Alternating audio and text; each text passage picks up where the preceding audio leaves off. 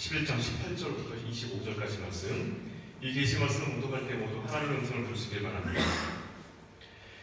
이러므로 너희는 나의 이 말을 너희의 마음과 뜻에 두고 또 그것을 너희의 손목에 매어 기호를 삼고 너희 미간에 표를 붙여 표를 삼으며 또 그것을 너희의 자녀에게 가르치며 집에 앉아 있을 때에든지 길을 갈 때에든지 누워 있을 때에든지 일어날 때에든지 이 말씀을 강론하고 또 내 집 문설주와 바깥문에 기록하라. 그리하면 여호와께서 너희 조상들에게 주리라고 맹세하신 땅에서 너희의 날과 너희의 자녀의 날이 많아서 하늘이 땅을 덮는 날과 같으리라.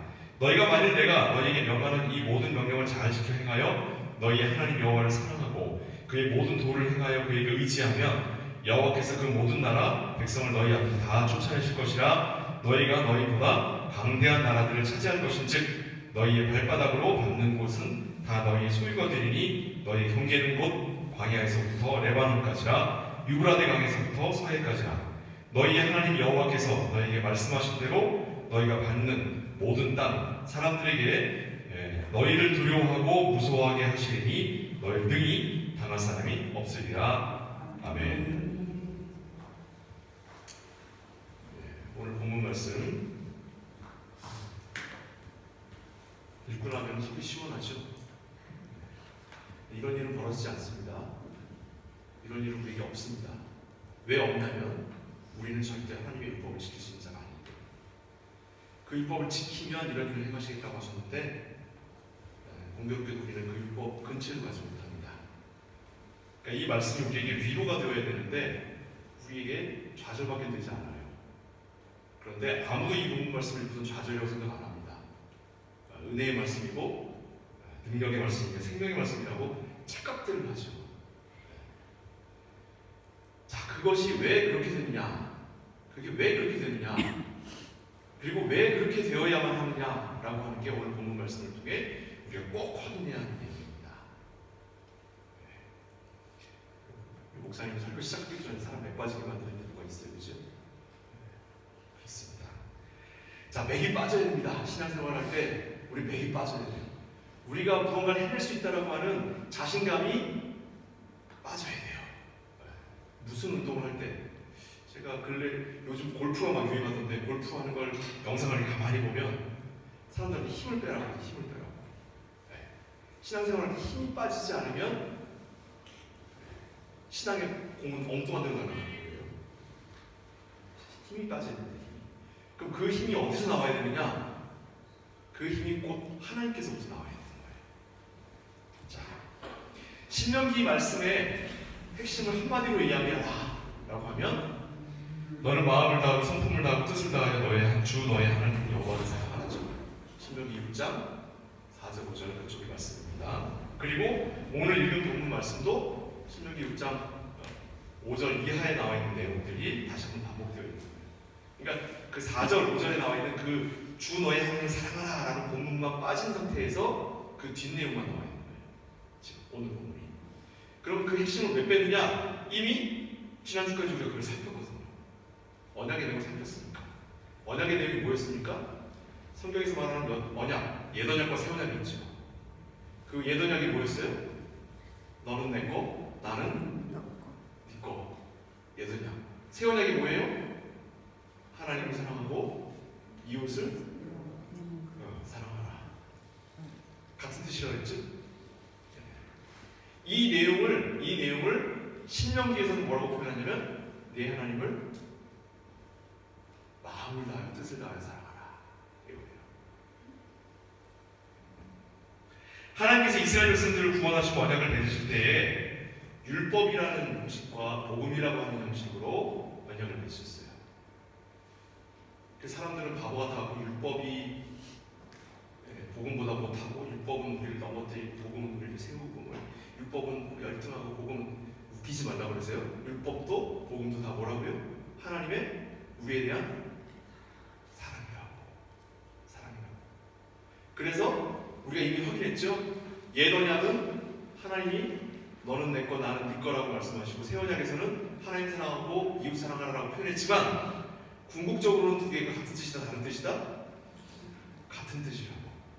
우리가 하나님을 소유한 게 어떻게 소유해요? 사랑으로 소유하는 거예요. 하나님은 우리를 어떻게 소유하시는 거예요? 사랑으로 소유하시는 거예요.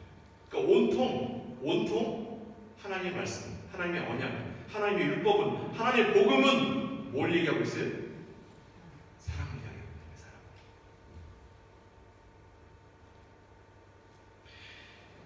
그것은 우리의 삶의 목적이 자기 만족이나 욕심을 채우는 데 있지 않고 하나님의 자녀로 살아가는 데 있다라고 하는 걸 보여주는 겁니다. 근데 이스라엘 백성들은 자신들이 가지고 있는 불안과 두려움을 해결하기 위해서, 그리고 자신들의 건강과 안녕을 위해서 자신들이 가지고 있는 가장 귀한 것들을 모아다가, 그쵸? 새 땅에 갔을 때 자기들을 살게 해줄 수 있는 목숨줄이에요. 목숨줄. 뭐가? 금이. 지금도 그렇죠? 전쟁이 나면 뭐가 제일 중요해요? 금 팔지 마세요. 네? 요즘 경제 위기설 같은 거 나오니까 뭐 하면 안 되냐면 금 팔면 안 돼요. 그렇다고 사모을 필요는 없습니다. 사모으면 사모을 필요는 없는 거예요. 자, 금이 이때나 지금이나 나라가 망하게 되고 세상이 변하게 되면 제일 중요해요. 왜 금이 제일 중요해요? 왜 중요할까요? 금의 가치가 변하지 않기 때문이에요. 금의 가치가. 왜 하필 금이냐? 딴 것도 많은데 사람들이 오랜 세월 살면서 금에다가 그 가치를 부여한 것뿐이에요. 이것도 이 땅의 것입니다. 자, 이스라엘 백성들이 출애굽을 한 다음에 가나안 땅에 들어가자니 세상이 변한 거잖아요. 그곳에 가서 나를 살려줄 유일한 내 목숨줄이 뭐예요? 할렐루야, 내가 영광을 돌려야 할 그 목숨줄이 뭐예요? 네? 뭐예요? 금이잖아. 할렐루야. 그 금을 모아다가 내 목숨줄을 모아다가 금송아지 만들었어요. 여러분, 금송아지 만든 게 그냥 앉아서 아이고 이런 거 어리석은 것들 그 유성숭배라고 그거 아니에요. 이 이스라엘 백성들이 60만 명이 넘는 이 남자만 60만 명이 넘는 200만 명이나 되는 사람들이 자신들의 미래를 건 거예요. 어디다가? 자신들의 미래, 자신들의 삶, 자신의 남겨진 모든 인생을 다 건 거예요. 어디다가? 금송아지다가. 그리고 그 금송아지다 뭐라고 불렀어요? 금송아지를 하나님이라고 부른 거예요. 어떻습니까? 놀라운 신앙이죠. 우리에게 이 정도 신앙이 있습니까? 우리에게? 그런데 그걸 하나님이 뭐라고 그러셔요? 그걸 우상숭배라고 하는 거예요. 그걸. 우리가 하고 있는 모든 신앙생활의 모든 열심들과 모든 우리의 신앙생활이라고 부르는 모든 것들이 다 뭐예요? 우상숭배예요. 착각하면 안 되는 겁니다. 주일날 나와서 여기서 예배 드리고 있는 거 이거 하나님께 경배하는 거라고 생각하세요? 우상숭배예요. 왜요? 주일날 예배 빠지면 어떻게 될 것 같잖아. 시험 떨어질 것 같고 직장에서 문제 생길 것 같고 내가 하는 일 잘못될 것 같잖아요. 주일날 예배라도 그래도 드려야 마음이 편하잖아. 안 그래요? 목사님이 헛소리하는 것 같아도 이거 내가 참고 앉아있어야 그래야 내가 나중에 하나님 나라에 가서라도 하나님한테 뜨뜻하게 얼굴 필 거 아니에요. 이걸 뭐라 그런다고 성경에서? 우상숭배라고 한다고요. 착각하면 안 돼요. 야, 우리 목사님 세다. 주일날 나와서 예배 드릴 것까지 우상숭배라고 하네. 이 행위가 우상숭배가 아니라 이곳에 가지고 나와 있는 우리의 마음이 우상숭배예요. 우리가 들고 나온 마음이. 이해하시겠습니까? 문제는 뭐냐면 우리가 여기 앉아있는 이 우리의 예배 행위와 우리의 마음이 하나가 되어야 돼요. 그게 예배일 거고 우리의 마음이 이곳에 도달하지 못했다면 우상숭배예요. 아직 차를 주차하고 있다면 주차하는데 진짜 더럽게 힘들어하는데 마음이 가 있다면 아직 여러분 여기서 주차 안 하고 있어요. 집에 가서 과제를 준비해야 되는 그 과제에 아직 마음이 가 있다면 또 지난 금요일날 내가 해결하지 못하고 월요일날 출근해가고 해결해야 된다면 아직 마음이 그곳에 가 있다면 우리는 아직 우상숭배에서 벗어나지 못한 거예요. 그래서 골로새서 3장 5절 말씀에 이거 두고두고 하는 말이죠. 탐심은 곧 우상이라고. 우상은 딴 게 아니에요. 탐심입니다. 탐심이 뭐죠? 탐심이 욕심이 뭐예요? 우리의 마음이에요. 우리의 마음이 탐심이 아닌 게 어딨어요? 우리의 마음이 욕심이 아닌 게 어딨습니까? 한번 얘기를 해보세요. 마음속으로 떠오르는 것 중에 욕심이 아니면 한번 생각해보세요. 그게 아닌 게 있나? 우리가 마음을 갖다는 것만으로도 그건 이미 우상숭배를 하고 있는 거예요. 신명기가 줄곧 우리에게 지적하고 있는 게 이겁니다. 이거예요. 그래서 신명기 6장 4절에서 5절 말씀이 있어요. 이스라엘아 들으라. 우리 하나님 여호와는 오직 유일한 여호와시니 너는 마음을 다하고 뜻을 다하고 힘을 다해 내 하나님 여호와를 사랑하라. 너무 많이 들어서 아무 느낌이 없죠. 여기서 핵심 단어가 뭐냐면 마음과 뜻과 정성, 이게 다 마음이라는 말을 제가 우리 한국말에 강조할 때는 한국말 어떻게 해요? 이거 맛있는 거다. 그러면 어떻게 해요? 이거 진짜 맛있는 거다. 근데 진짜 맛있는 거보다 더 맛있으면 어떻게 해요? 한국말은 한국말 잘 못하시는구나. 제가 가르쳐 드릴게요. 진짜 맛있어요. 이게 꽉 불러요 말이. 진짜 맛있어요. 그죠? 그 다음에 독일어에서는 슈맥굿을 어떻게 해요? 슈맥 세어굿 더 맛있으면 네? 슈맥 액트 세어굿 비어클리 세어굿 이렇게 부사를 막 갖다 붙이죠. 그렇죠? 네. 이스라엘 사람들 특히 히브리 사람들은 강조할 때 어떻게 한다고 했어요? 제가 네. 동의어를 반복해요. 제일 많이 사용하는 게 3번 반복하는 거예요. 2번 반복하는 것도 강조해요. 근데 주로 3번 반복하면 이건 아까 얘기한 진짜 맛있는 거예요. 자, 여기서 보세요. 다시 보겠습니다. 신명기 띄워줄 수 있습니까? 없으면 그냥 제가 읽을게요. 자, 잘 띄울 수 있습니까? 조금 어렵죠, 갑자기라서. 아니, 그런 거 괜찮아요. 제가 읽을 테니까 따라오세요. 이스라엘아 들으라. 우리 하나님 여호와니 우리 하나님 여호와는 오직 유일하신 여호와시니 너는 마음을 다하고 뜻을 다하고 힘을 다하여 내 하나님 여호와를 사랑하라. 무슨 말이에요? 연락이 사랑하라는 말이에요. 그렇죠? 우리 한국말로 연락이 사랑하라고. 어떻게? 뭘 다해서? 마음을 다해서. 지금 마음에 관한 얘기를 하고 있는 거예요. 성경 본문을 우리가 읽을 때 주요한 단어, 내 마음에 꽂히는 단어에 탁 꽂혀버리면 그 앞뒤를 못 봐요, 우리가. 근데 이 본문은 뭐를 얘기하는 거냐면 마음을 얘기하는 거예요. 마음. 하나님을 사랑하는데 네 말로만 사랑하지 말고 마음을 다해 사랑하라. 마음을 다해서. 왜요? 우리의 마음은 어디가 있습니까? 우리의 마음은 우상숭배가 있으니까 우상숭배의 마음을 빼앗기지 말고 그 마음을 어디에 향해라? 하나님을 향해라. 쉽게 얘기해서 아까 마음이 뭐라고 했어요? 마음은 뭐라고? 탐심이라고 했죠. 탐심은 뭐예요? 나에게 이익이 되는 겁니까? 나에게 손해가 되는 겁니까? 나에게 이익이 되는 거예요. 나의 이익을 구하지 말고 오직 누구만을 생각하라? 네, 오늘 좀 보겠습니다. 그 얘기예요. 그 얘기가 어렵죠. 근데 안 그래요? 그게 어떻게 됩니까? 그래서 본문을 읽어놓고 제가 뭐라 그랬어요? 이건 절대 우리한테 일어날 수 없는 것 아니야. 이건 우리한테 불가능한 일이에요. 어떻게 나를 생각하지 않고 하나님을 생각해? 말 같은 얘기를 하지 하나님.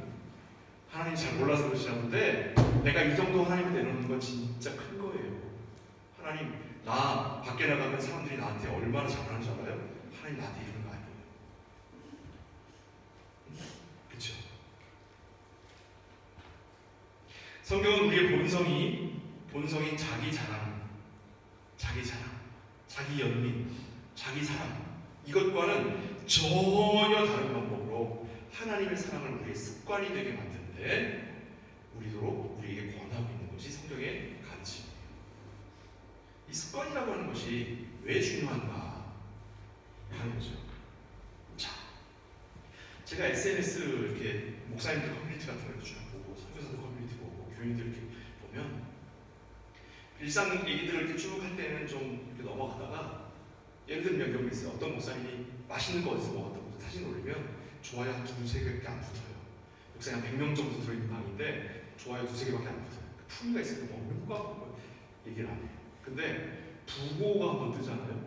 부고. 부모님이 아버님이 장인어른이 들어있다. 부고가 한번 뜨면 그 안에 100명이 있는데 순식간에 80몇 명이 그냥 그 공감하는 게 막 아래 뜨고 막 아래 댓글도 막 쫙쫙 달리고. 댓글에 대해서 대부분이 뭔지 아세요? 하나님께서 위로를 주시기를 기도하겠습니다. 줄여서 그냥 기도. 앞에 얘기는 많이 다른데 뭐 아프다고 해도 다 기도하겠습니다. 기도하겠습니다. 어떤 목사님이 그런 얘기 하시더라고요. 예, 기도하겠습니다 하는 코멘트는 제가 써놓은 대로 얘기할게요. 그 말은 별로 관심이 없어서 기도는 안 할 테지만 그런 속마음의 부담을 털어내기 위해서 자기 스스로 변명을 하는 거예요. 맞아요? 한 분만 공감하시네. 다른 분도 아니요. 나 진짜 너무 슬퍼서 붙인 거예요. 여러분 훌륭하십니다. 저도 공감이 돼요. 기도하겠다라는 말은 그 기도하겠습니다라고 얘기 안 붙여갖고 나중에 손가락질 당하는 것보단 써놓고 일단은 그 자리를 면하기 위해서 써놓는 것 뿐인 것 같아요. 이렇게 얘기하지. 피했어요. 그렇죠? 참 슬프죠? 그렇죠? 삶이라고 하는 게 참 슬픈 거예요. 근데 우리가 너무 반복되니까 그걸 못 느끼는 거죠. 왜 그러냐면 사람은 다른 사람이 팔이 잘린 것보다 내 손가락이 종이에 빈 게 더 아픈 거예요. 동의가 되면 눈 뜨고 계시고 동의가 안 되면 당황하세요.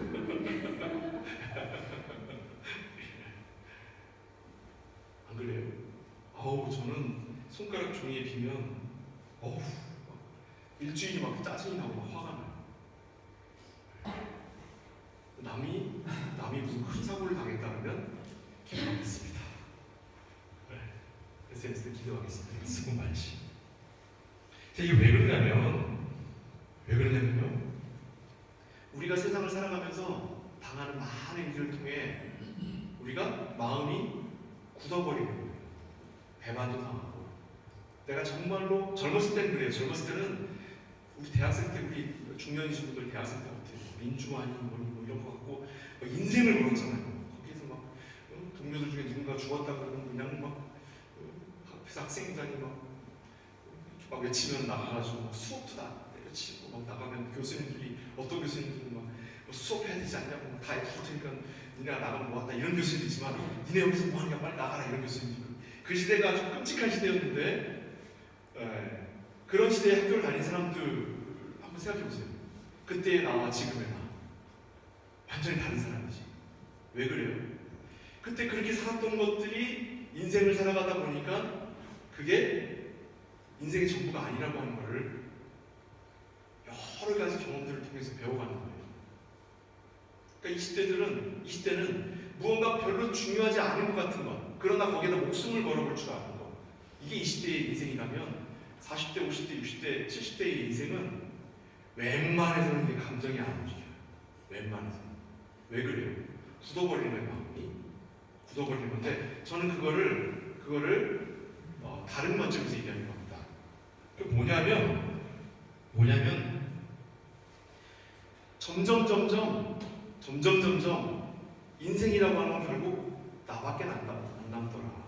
자기 연민으로 귀결되어 가는 것을 본인이 확인해 가는 거예요.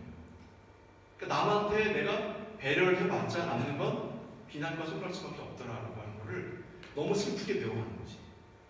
이런 세상의 세태들 때문에 사실 우리의 마음이 점점 안으로 향하고 있는 건 아닌가 싶어요.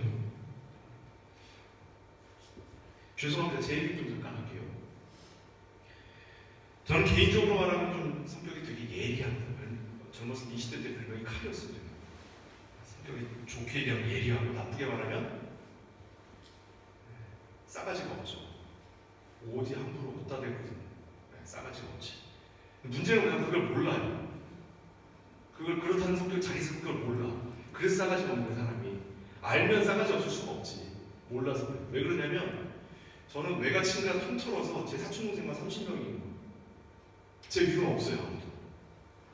그러니까 어려서부터 어른 대접을 받는 거예요. 초등학교 때부터 이제 식사를 하면 저는 어른들하고 같이 식사를 하는 거예요. 여자랑 애들 따로 식사.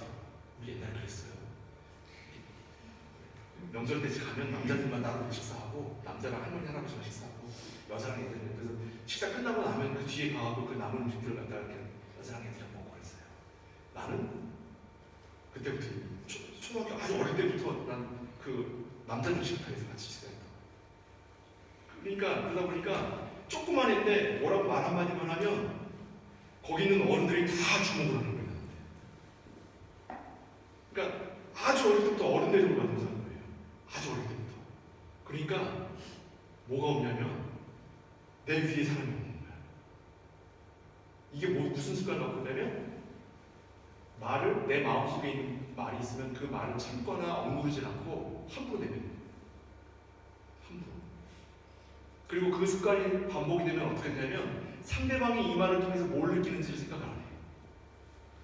그래서 예리한 성격이 되는 거예요. 예리한 성격은 함부로 되면 쉽게 되는 게 아닙니다. 막 함부로 말을 할 수 있어서 그게 오랜 동안 쌓여서 되는 거예요. 다른 말로 싸가지 없는 게 되는 거예요. 자, 그래서 제가 아는 겁니다. 그래서 아는 거예요. 사람에게 사랑이 없다는 거예요. 상대방을 생각해서 말한다라고 하는 것이 그게 조금 더 보니까 막내들은 좀 다르더라고요. 제 동생도 그렇고 우리 집의 막내도 그렇고 말을 하는데 이게 상대방이 어떻게 느낄까를 고민하면서 이야기를 하더라고요.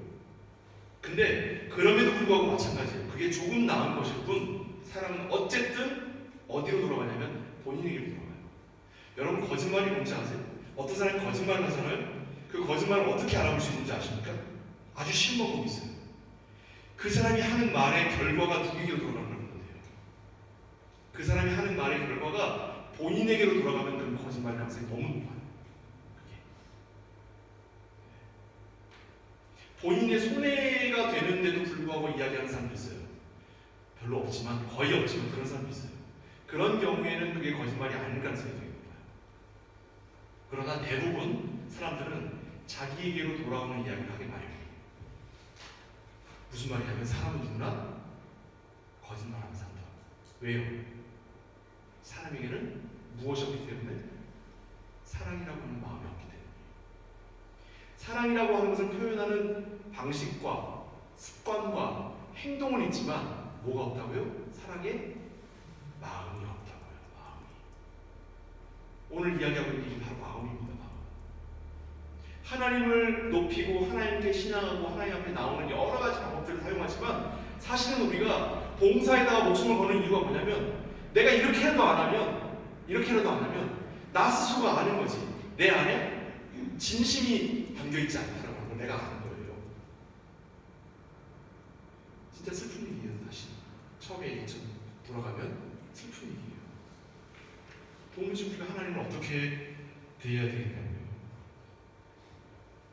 하나님을 마음 대신에 말로만 사랑하는 우리에게 하나님께서 그래서 은혜로 주시는 말씀이 뭐냐면 바로 오늘 듣는 말씀 같은 거예요. 습관이 되게 하라. 몸에 배게 하라. 다시 한번 볼게요. 18절 말씀이요. 신명기 11장 18절 말씀. 이러므로 너희는 나의 이 말을 너희의 마음과 뜻에 두고 이게 안 된다고 그랬죠? 이게 안 돼요. 그래서 하나님 습관이 되게 또 그것을 너희의 손목에 매어 기호를 삼고 너희 미간에 붙여 표를 삼으며 또 그것을 너희 자녀에게 가르치며 집에 앉아있을 때든지 길을 갈 때든지 누워있을 때든지 일어날 때든지 이 말씀을 강론하고 또 내 집 문설주와 바깥문에 기록하라. 뭘 기록하라고요? 뭘 이건 듣는데 뭔지 기억이 안 나. 그쵸? 뭘 기록하라고요? 말씀을 이걸 다 문설주에다 기록하라고?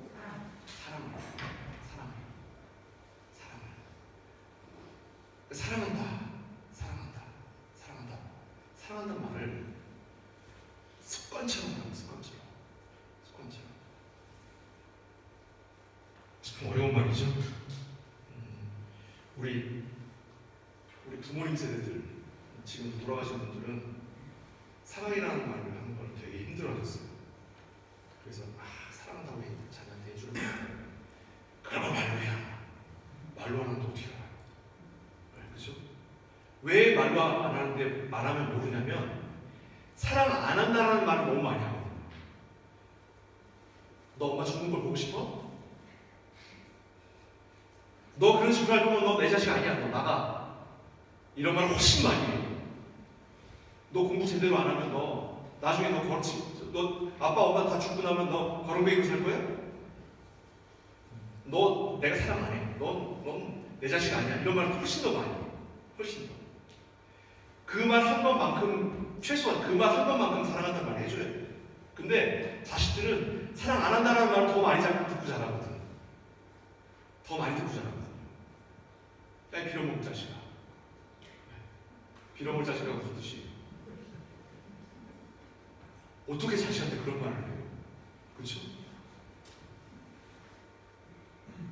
제가 목사가 되고 나니까 저희 아버님이 진짜 저는 어릴 때 몰랐죠. 저희 아버님이 그렇게 병친 분인지 몰랐죠. 아버님 군생활 오래 하시고 또 충청도 분이셔가지고 말을 되게 조금만 하시는데 욕만 해. 그걸 몰랐어요. 그게 일상 언어인 줄 알았어요. 나도 그 아버지 말 따라서 이렇게 했지. 근데 다행히 저는 어릴 때 언어 훈련을 좀 받은 기회가 있어가지고 제가 좀 말을 또박또박하죠? 네. 그렇죠? 아나운서 훈련을 좀 받았어요 어릴 때.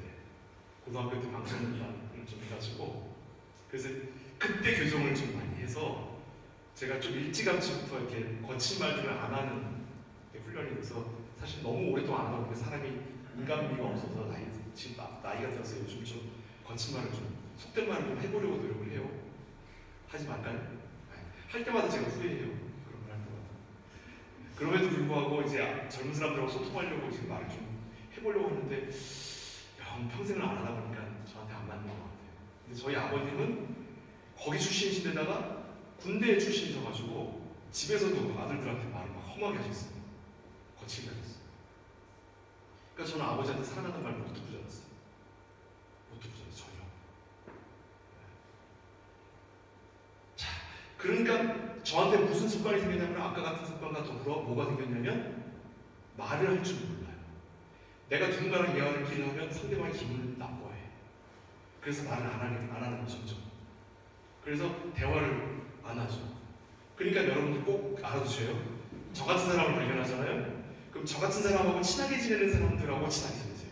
진짜 좋은 사람들, 이 사람들. 저 같은 사람을 이겨내는 사람이니까 진짜 좋은 사람들인 거예요. 아시겠죠? 이런 사람 발견하면 이 사람 미워하는 마음보다 저 사람 주변에 있는 사람들하고 가깝게 지내겠다 이런 마음 가지는 게 여러분 인생에 빛이 환하게 비칠 겁니다. 네. 자, 이건 여담이고 어쨌든지 간에 우리는 그런 거예요. 사람이라고 하는 건 그 마음속 깊숙이에 자기 영능만 있고 자기 사랑만 있을 뿐 남을 배려하거나 남에 대한 사랑이라고 하는 게 일어나지가 않아요. 근데 잠깐 뽕 맞은 것처럼 인생에서 잠깐 반짝할 때가 있지. 잠깐 막 퍼주고 싶고 막 뭐 사주고 싶고 내가 좀 가주고 싶고 연애할 때 또 잠깐 애기가 태어났을 때 근데 그때도 사람마다 다르더라고. 애기 태어났을 때 진짜 반짝할 때는 연애할 때인 것 같아요. 근데 이게 얼마나 특별한 기간이냐면 그 첫 연애를 실패한 사람들을 치고 그 사람이 일생 동안 이게 평탄하게 사람을 사랑하고 인간관계를 잘 해나가며 살아가는 사람이 별로 없는 것 같아요. 첫 연애, 첫 사랑을 얼마나 잘 열매를 맺느냐가 되게 이 사람에게 중요한 것 같아요. 왜냐? 그 사람 인생에 유일하게 나 이외에 그보다 혹은 그만큼 누군가를 사랑해 본 적이 없기 때문에 그런데 하나님이 그걸 이루어진 거예요. 우리가 왜 하나님께 대하여 늘 죄송스러운 마음과 왜 하나님께 대하여 늘 부끄러운 마음을 갖고 있냐면 우리가 하나님께 대하여 그런 마음을 가져본 적이 없어요. 가져본 적이 없어요.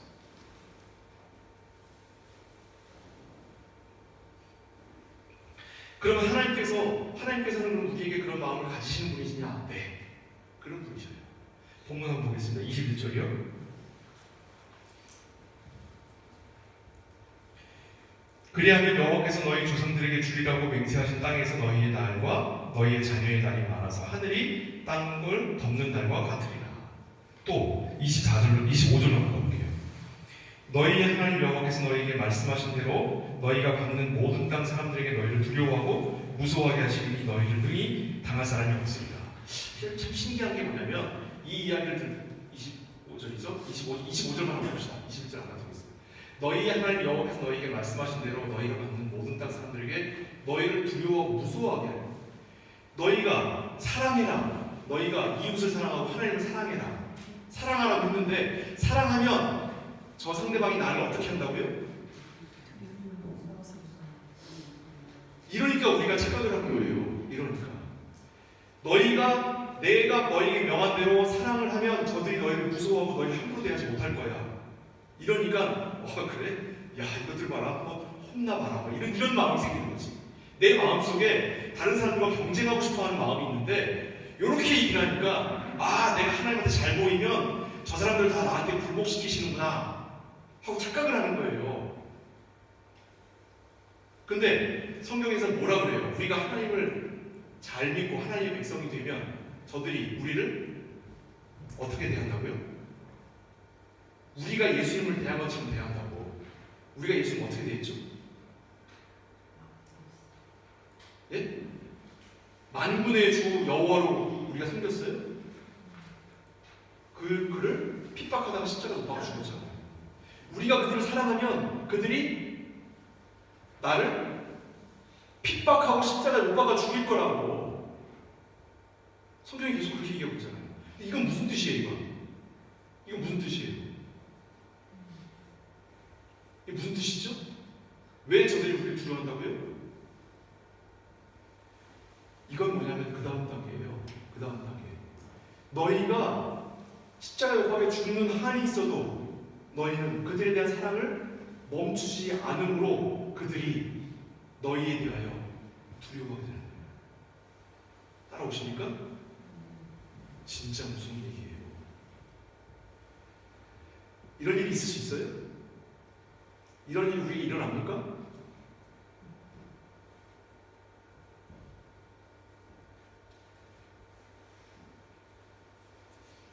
지난 시간에 우리가 하나님께서 조상들에게 하신 언약의 내용을 이렇게 조금 보면은 그 언약 중에 한 일부를 한번 말씀드려볼게요. 창세기 12장 1절부터 3절까지 말씀입니다.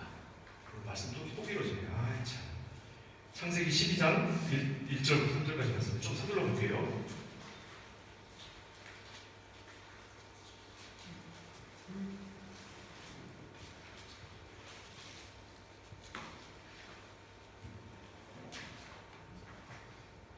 (12장 1절부터 3절) 말씀. 글씨가 작아서 좀 잘 안 보이시죠? Erst Moses, Kapitel 12, Verse 1 bis 3.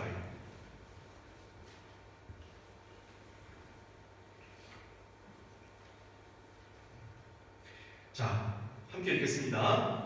여호와께서 시작. 여호와께서 아브라함에게 이르시되 너는 너의 고향과 친척과 아버지의 집을 떠나 내가 네게 보여줄 땅으로 가라. 내가 너로 큰 민족을 이루고 네게 복을 주어 내 이름을 창대케 하리니 너는 복이 될지라.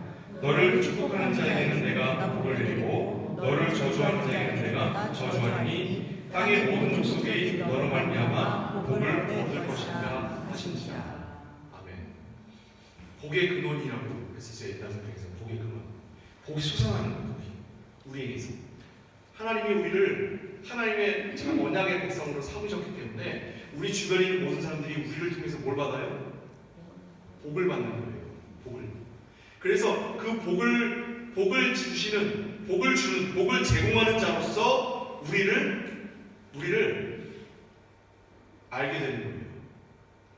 그게 우리를 두려워한다고 표현하는 거예요. 그걸 두려워한다는 말이 우리가 힘이 세져가고 저것도 확 눌러버리는 게 아니라 우리가 그들 손에 죽임을 당한 일이 있어도 우리에게 주신 하나님의 사랑을 그들에게 나누는데 우리가 아끼지 않는다고요. 아끼지 않는다. 흥분하면 눈물이 이제 풀어 나올 것 같아요. 예. 이스라엘 백성들 가나안 땅에서 이제 아브라함이 갈대아 우르에서 이렇게 하나님을 거쳐가지고 가나안 땅으로 들어왔어요. 그래서 이 가나안 사람들이 아브라함과 그 가족들을 뭐라고 불렀는지 아세요? 히브리인이라고 불렀어요. 최초로 히브리인이라는 단어가 여기 나와요. 히브리인이 그때 거기 아람의 방언으로 무슨 뜻이냐면 떠돌이라는 뜻이에요. 떠돌이. 나그네, 떠돌아다니는 사람들 이런 뜻이에요. 그러니까 이게 무슨 말이냐면 우리 하나님의 백성들은요, 하나님의 백성들은 이 세상 사람들에게 무엇으로 불려요? 떠돌이, 나그네, 아무것도 아니거든, 족밥들. 거짓말 안 하는 거. 그렇게 불리는 거예요. 네? 그렇게 불리는데 이스라엘 백성들이 가나안 땅을 들어가려고 했을 때에 나중에 여호수아에 가면, 여호수아 2장에 가보면 정탐부 2명을 이제 가나안 땅 여리고성에 보내요. 거기서 기생 라합이 그 여리고성의 정탐원 두 정탐꾼한테 뭐라 그러냐면 너희가 40년 전에 왔을 때에도 우리가 이미 알았다. 그때 우리가 너희가 온다는 소식을 듣고 간담이 녹았다. 간담이 녹았다. 두려워서 간담이 녹고 기절했다. 이런 표현을 써요. 간담이 녹고 기절했다. 왜 간담이 녹고 기절했어요? 너희와 하나님께서 함께 하신 걸 우리가 알기 때문에. 40년 전에 이스라엘 백성들이 12 정탐꾼을 보내놓고 저들 앞에 우리는 메뚜기라고 도무지 저들하고 싸울 수가 없어요. 우리는 못 들어가요. 하니까 40년 동안 돌아 했는데 40년 전에 가나안 땅에 가나안 백성들이 그 정탐꾼 12명이 온 걸 알았어요. 그리고 그 사람들은 어떤 마음이었다고? 그 소식을 듣고 두려워서 간담이 높고 두려워서 기절했대요. 근데 40년 뒤에 다시 돌아온 거예요. 그 40년 동안 가나안 백성들은 벌벌벌벌 떨고 있었던 거야. 이스라엘 백성들은 하나님 뭐예요? 이게 뭐예요? 이게 왜 이러는 거예요? 막 그래서 40년 동안 원망하면서 40년 동안 도는 동안 가나안 백성들은 뭐 하고 있었다고요? 벌벌벌벌 떨고 있었던 거예요. 왜요? 그들과 누가 함께 하십니까? 하나님이 함께 하십니까? 원래 하나님이 함께 하시는지 모르면 걔는 뭐예요? 히브리인이에요. 아까 내가 했던 말 그거 지읒 비읒. 근데 하나님이 함께 하시니까 어떻게 돼요? 간담이 높고 두려워 떠는 거예요. 기절하고 혼절해버리는 거예요. 무서워서. 그러면 간담이 높고 혼절해버리는 그들에게 하나님의 백성들이 무엇을 원하는 거예요? 하나님의 사랑을 전하는 거예요. 그렇게 될 때에 그 가나안 백성들이 어떻게 됩니까? 이스라엘 백성들을 통해 구원을 얻는 거예요. 그게 뭐라고? 아브라함이 약속하셨던 복의 근원이 되는 거예요.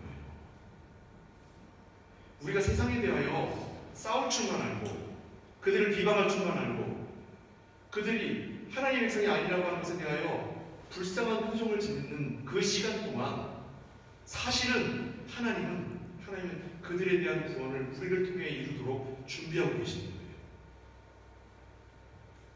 그리스도인들이 세상에 대하여 가진 마음과 그들에 대하여 우리가 준비해야 하는 것들에 대한 생각을 다시 하셔야 됩니다. 성경에서 우리에게 말하고 있는 본질적인 내용들을 다시 한번 확인하셔야 돼요.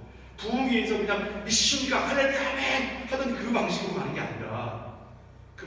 게 아니라 진심으로 하나님이 말씀을 통해 우리에게 무슨 말씀을 하고 계신지를 들어야 되는 거예요.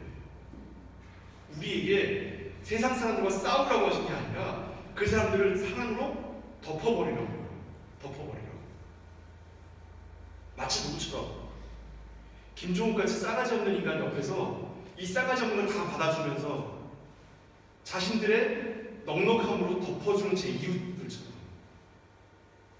김종욱 주변 있는 사람들하고 가깝게 지내요. 저희 아내나 저희 애들이나 또 우리 권사님 저랑 10년이나 같이 지내셨으니까 이분들하고 가깝게 지내시라고. 이분들 보통 분들 아니에요. 김종욱을 참아내신 분들이에요. 우리 그리스도인들이 그와 같아야 된다고요. 우리가 예수께서 이 세상을 참아내시고 이 세상을 사랑하시고 사랑으로 덮어버리는 것처럼 우리가 또한 그래야 된다고요. 비련도 교회 김종욱 부사를 보내주신 게 참 하나님의 은혜예요. 그렇죠? 나쁜 면으로 이런 사람이라서 사랑해 주시기 바랍니다. 자, 다시 말씀으로 돌아옵니다. 그래서 이스라엘 백성들은 하나님께서 함께 하신다라고 하는 것을 그들이 몰랐었던 거예요. 그들이 하나님과 함께 하신다라고 하는 걸 오히려 누가 알았어요? 가나안 백성들이 아는 거예요. 희한하죠. 내게 너무 익숙하기 때문에, 내가 너무 너무 내가 편하기 때문에 이 하나님이 나에게 어떤 분이신지, 나에게 무엇을 주시는지 내가 감각하지 못한다는 겁니다. 이게 이스라엘 백성들의 실패의 원인이에요. 이게 여러분, 우리가 이스라엘 백성들처럼 실패하겠습니까? 아니면 아브라함처럼 믿음의 조상이 된 것처럼, 복의 근원이 된 것처럼 하나님 앞에 참된 그리스도인으로 살아야겠습니까? 성도의 성공과 실패는 과연 그가 마음을 다하여 하나님을 사랑하는가의 여부에 달려있는 겁니다. 정말로 내가 마음을 다하는 것이냐, 주일날 시간 돼서 교회에 예배 드리러 가는 것 정도로는 안 된다고요. 그 정도로는 안 된다고. 내가 한 달에 들어온 수입의 10분의 1을 잘라다가 10분의 1을 하나님께 헌금하는 것 정도로는 안 된다고요. 그 정도로는 안 된다고요. 뭘 해야 되냐면, 내가 정말 하나님의 자녀인 것을 내가 마음과 뜻과 정성을 다하여, 힘을 다하여 내가 하나님께 마음을 드려야 한다고요. 성도는 이미 구원받은 백성입니다. 그는 하나님의 자녀로 부름받았기 때문에 이미 받은 구원을 절대 잃어버리는 일이 없습니다. 그러나 하나님께서 성도에게 삶을 허락하신 목적이 있다는 거죠. 그 목적이 무엇인가를 뚜렷하게 하셔야 돼요. 뚜렷하게. 그걸 알아가는 과정이 신앙생활이에요. 하나님 우리에게 삶을 주신 이유가 뭐겠습니까? 잘 먹고 잘 살라고? 등 따시고 배부르라고요? 그건 잠시 잠깐 입고 사라질 거예요. 우리에게 취향이라는 게 있죠. 그 취향이라는 건 더 짧은 거예요. 더 짧은 거예요. 제가 20대 때 가졌던 취향은 차를 수집하다가 차를 이렇게 마시는 취미가 있었어요. 고상한 취미. 근데 독일에 왔더니 한국에서 마실 수 있는 차의 100배는 더 있더라고요. 여기에. 도무지 여기는 차를 다 마셔볼 수가 없어. 너무 많아. 취향이라고 하는 건 그것뿐이에요. 내가 처해 있는 상황 가운데 내가 알고 누리고 느낄 수 있는 그 정도 수준인 것뿐이에요. 훨씬 더 넓고 훨씬 더 많은 곳에 가면 그건 아무것도 아닌 거라. 그러면 내게 무엇이 남아 있어야 합니까? 내게 무엇이 남아 있어요? 내가 전심을 다하여 내 인생을 걸고 내가 모든 것을 걸고 나아갈 수 있는 것이 무엇이냐 할 때엔 영원한 것이어야지. 영원한 것이어야죠. 우리가 하나님께 영원한 생명을 받았고 하나님께서 우리에게 영원한 나라를 허락하셨다면 우리 또한 영원한 생명을 살아가는 자로서 하나님 앞에 서야 할 것 아닙니까? 사회적인 성공이 우리를 하나님께 더 가깝게 합니까? 아니면 우리의 약속하신 것들이 우리를 하나님 앞에 하나님의 백성인 것으로 증명해냅니까? 무엇이 우리를 하나님께로 인도하고 무엇이 하나님의 뜻에 합하게 살아가는 것인가 하는 것에 대하여 한번 진지하게 고민해 보시기 바랍니다. 그리고 오늘 다시 말씀을 드립니다. 너는 마음을 다하고 성품을 다하고 뜻을 다하여 주 너의 하나님 여호와를 사랑하라. 기도하겠습니다. 사랑하는 아버지 하나님, 우리가 마음을 다하여 하나님을 사랑한다라고 하는 것이 무엇인지 진지하게 고민할 수 있도록 허락하옵소서. 주께서 우리에게 주신 것이 무엇인지, 또한 우리에게 요구하신 것이 무엇인지, 참으로 우리가 하나님께 마땅히 드려야 할 것이 무엇인지를 진지하게 고민하는 성도 되게 하여 주옵소서. 그래서 우리에게 주신 삶의 의미가 무엇이고 이 삶을 통해 하나님께서 요구하는 것이 무엇인지를 알아가는 참된 성도 되게 하여 주옵소서. 예수 그리스도 이름으로 축복하며 기도합니다. 아멘.